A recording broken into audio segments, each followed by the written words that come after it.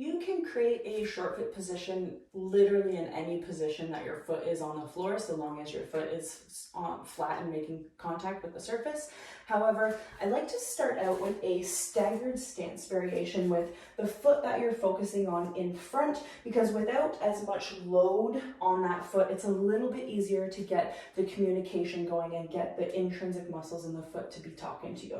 So from a staggered stance position, one foot just slightly in front of the other, all you're going to do here is try to make sure we're maintaining contact with the ball of that big toe. So the base of that first metatarsal here, we really want to keep that in contact. The heel stays in contact and the outside of that baby toe stays in contact as well.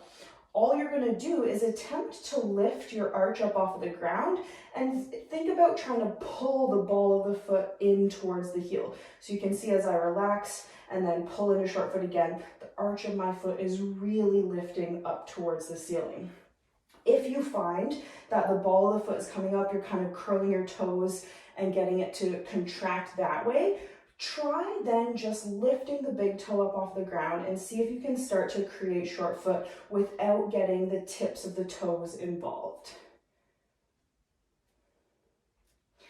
After you nail down short foot and you're able to do it in that position, you can start playing with it in a more load-bearing position, maybe with both feet underneath of you, and see if you're able to contract, get those arches to lift, keeping the ball of the big toe down. And then this is going to be an amazing, quick little foot exercise that you can apply to any lower body movement that you do. So for example, to do a squat and create short foot through it is going to allow my lower body to connect a little bit more with the floor, and then my foot's going to have to work a little bit harder, and ultimately in turn it's going to understand what I'm asking of it even better. So if we're going to do this during a motion, the goal is to take a good breath in, try to think about your toes, getting contact with the ball of that big foot or big toe,